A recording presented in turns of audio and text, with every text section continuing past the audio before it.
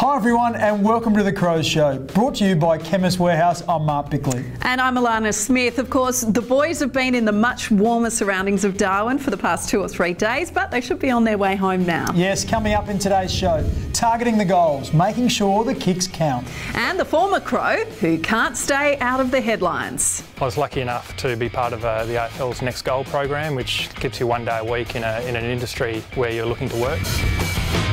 But first, we've all seen the additional security measures at Adelaide Oval in the wake of recent tragic events in Europe. Now, in a Crow Show exclusive, we can take you behind the scenes for a look at how police and security staff go about making the venue safer.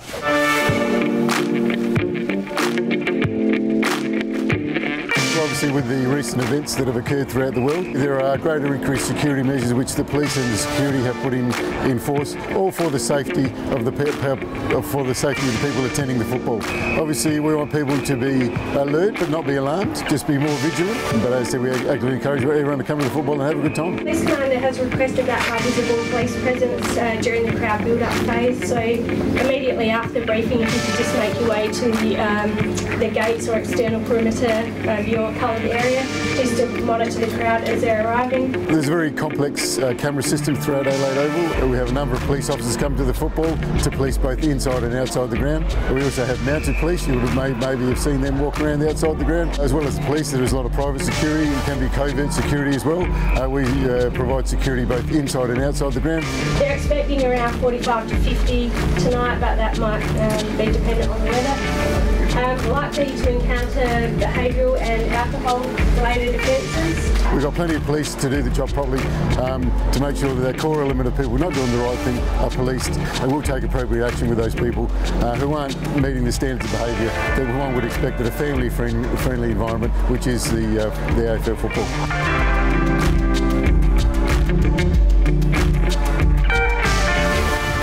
It's certainly reassuring to know what's being done.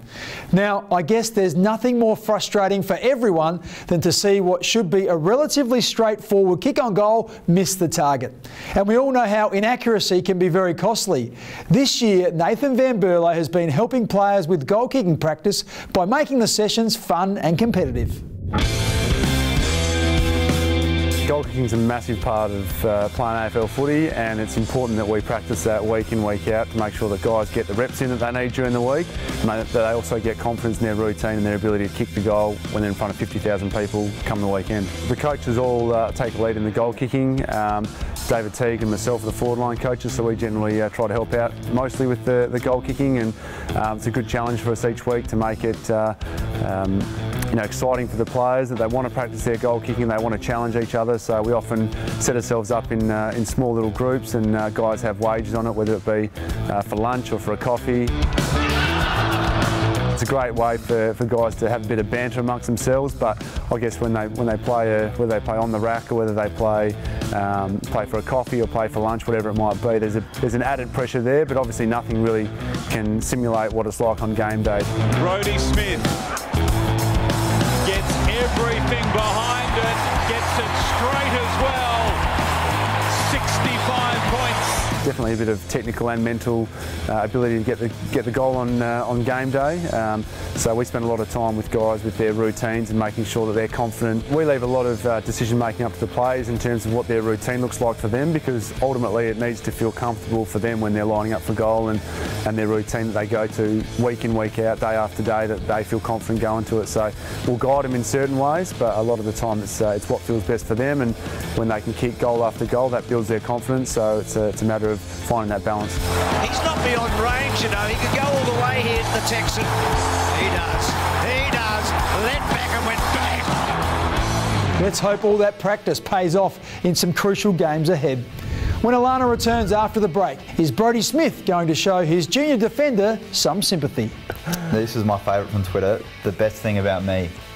About you? Yeah, they want to know about you. What you think the best thing about me is. Right.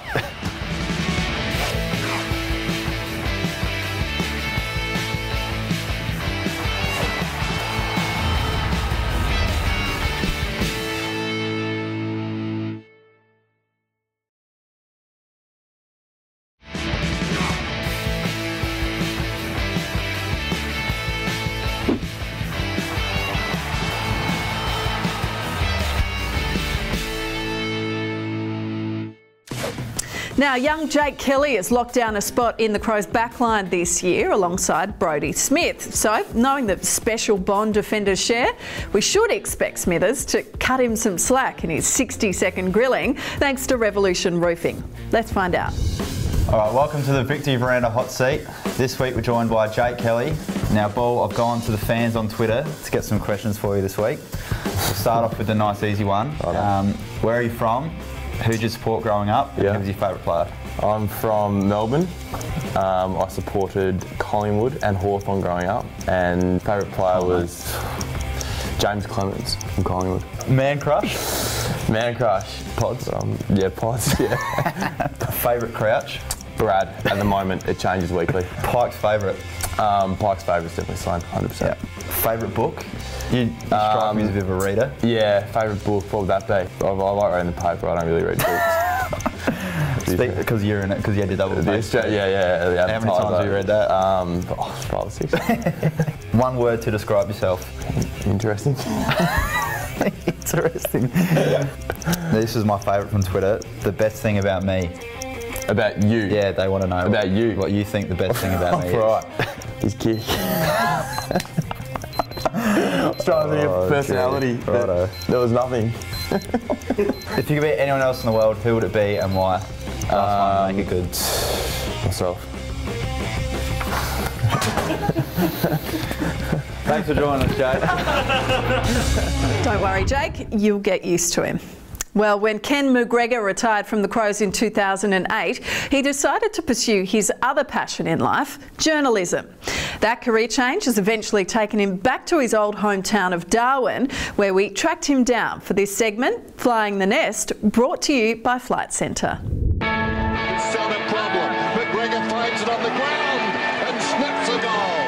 From the age of 6, Ken McGregor spent several years on a remote Northern Territory Aboriginal settlement where his mother worked as a nurse. With the Aboriginal people out there, obviously, the hunting, fishing, hunter-gatherer type style, and just to grow up like that just gave me a different perspective on life, and I think that's something that still carries with me today. He moved to Adelaide for school and a football career, first with Woodville West Torrens, then debuting with the Crows as an 18-year-old. Now McGregor in space, 45 metres out. Kick is good. It's a goal. I'll never forget beating Port in the final. It was elimination. I think it was the second semi-final, and it wasn't a prelim or anything like that. But just the build-up to it in the week coming up to that, it was massive. And I think the whole South Australian community had been waiting ever since Power came in for us to play them in a final, and who would come out on top. And of course, Adelaide won that first showdown final by nearly 14 goals. While with the Crows, McGregor had his eyes on another career. I was lucky enough to be part of the AFL's Next Goal program, which gives you 1 day a week in an industry where you're looking to work. So I started doing that at the Advertiser and obviously absolutely loved it, and I've never looked back since. 9 years after leaving the Crows, he's head of news at Darwin's daily newspaper. The NT News has got a bit of a quirky type feel and brand to it, so it's a lot of fun. You get to do your serious side, but you also get to do a lot of creativity and do a quirky front pages every now and then to go with it. And of course, he's able to report on the Territory's historic women's football partnership with the Crows. Got a little daughter now, she's 2 years old, and just the whole thought that she can grow up not just thinking, oh, I love footy and I can go and watch it, that I can go and play and I can go and achieve in it. I think it's fantastic and sets so many high limits for her, and there's nothing that she can't achieve, so it's great. In his years at Westlakes, Ken was always one of the most popular players. Do stay with us. After the break, Rory Sloane shakes his tag, but not his backseat driver as he goes off-road. And we catch up with fan favourite Riley Knight. Every day, it's just really special to be able to wake up and come to the club and do something you love.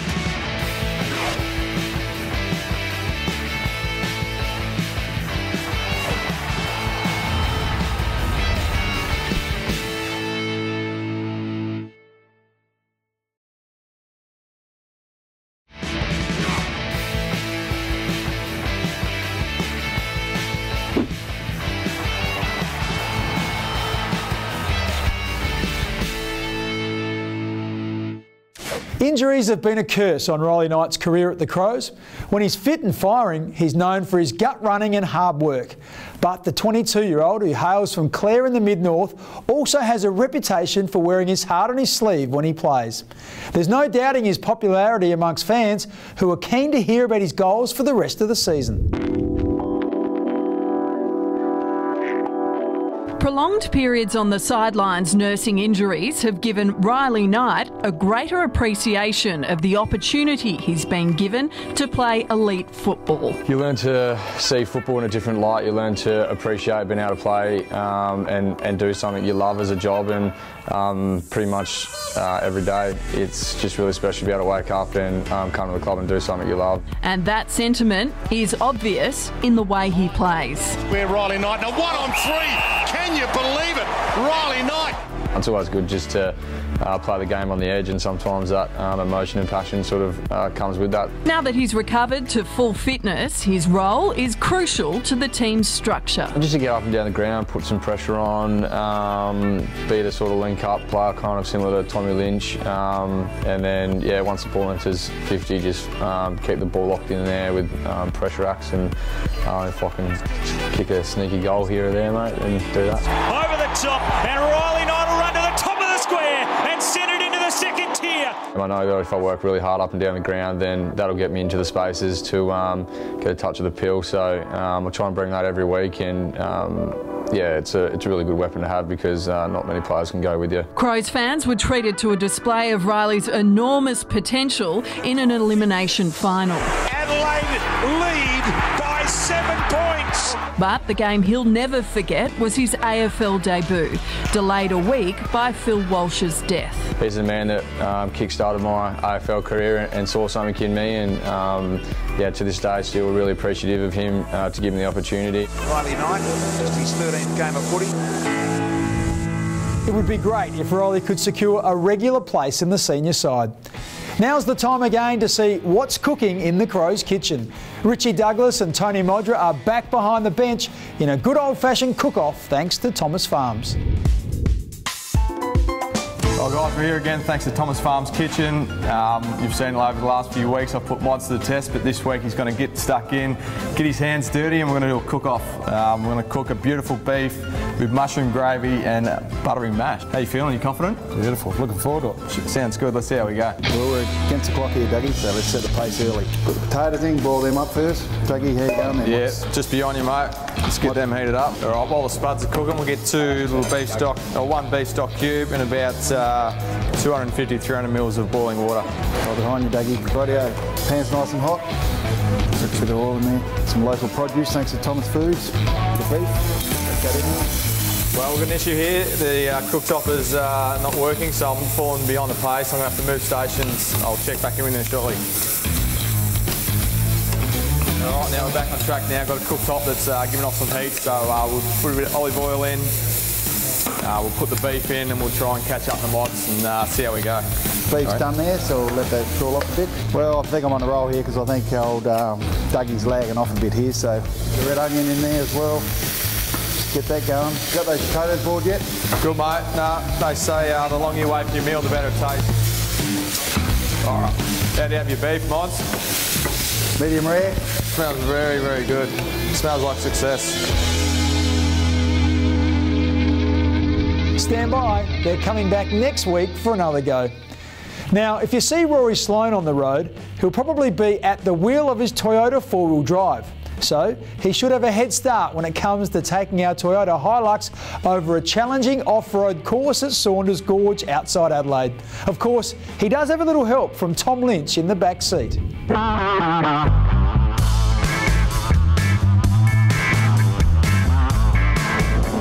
This is your goal, I reckon, Rory. Well, it's not sand and ocean, but that's all right. Yeah. I've driven a Prado for years, not the Hilux. Sorry, I've driven the Prado for years, and I've never known how to use it properly in a four-wheel drive situation. I like how you can't see where you're going most of the time. So we'll never know if you hit something. That's that sand. It was good to get a bit of an insight and just learn a bit, but the track was fun as well. Like this, I'm getting a tree barrel here, and she just straight through the bank. Well, he just made me put up both sunshades at the front, put them down. He didn't want to get sunburnt in the back of it there.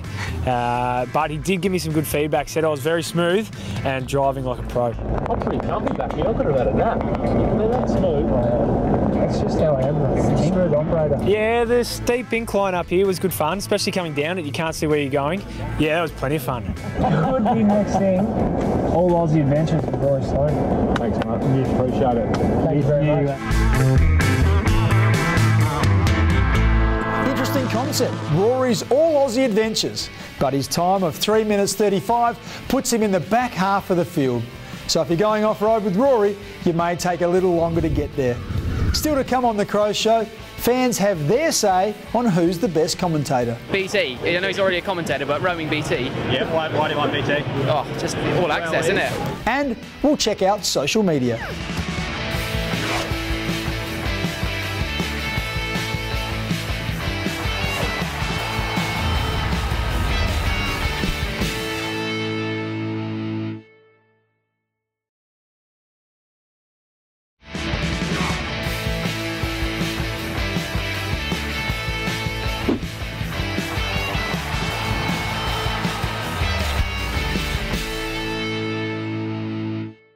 Turning now to the Crows' social media, and the club is delighted that its 3 sites, Facebook, Twitter and Instagram, are the fastest growing platforms in the AFL. The Twitter following, for example, is the largest in Australian club sport. So if you haven't joined, make sure you do. Well, Brady Smith is certainly a man of the people, and our hot seat host has decided to throw control of his segment to the public through Twitter. And Channel 7 commentator Brian Taylor is known for his upbeat, over-the-top style. In this video clip, we put his skills to the test by getting him to call the everyday activity of making a sandwich. Looked a bit stale. Look at the way the ends have curled up on the cheese. Head to the website for the full version, plus more. Now, we love to hear what the fans are thinking. So, for something a little different, we asked them to name their favourite commentator. McAvaney. You'd have to give the Roo, surely. He'd have to get a knock. And Dunstall goes all right too, I reckon. I like Mark Prosciutto. Well, McAvaney, probably just about there. BT, I know he's already a commentator, but roaming BT. Yeah, why do you want BT? Oh, just all access, isn't it? Rui. Shouldn't say it, but I'll say Mark Prosciutto because he's a pro. Oh, BT. BT. Definitely Brian Taylor, 100%, the best. Oh, Prosciutto for sure. Okay, it's time again to look for our crow in the crowd, that moment when it pays to be seen at the football. Why don't we settle on you? If you recognise yourself, make sure you contact the club by 5 p.m. next Wednesday. Have some photo ID handy and a merchandise pack will be yours. Now, looking ahead to next week, we'll give you a unique insight into being a Crows coach when we join Ryan O'Keefe in his sample box. That just about wraps up our show, brought to you by Chemist Warehouse. Yes, now don't forget you can always see exclusive stories like those we've shown you today by visiting the club website, afc.com.au. Thanks for your company, and we look forward to joining you again next Sunday at 11:30 on 7. See you then. Bye for now.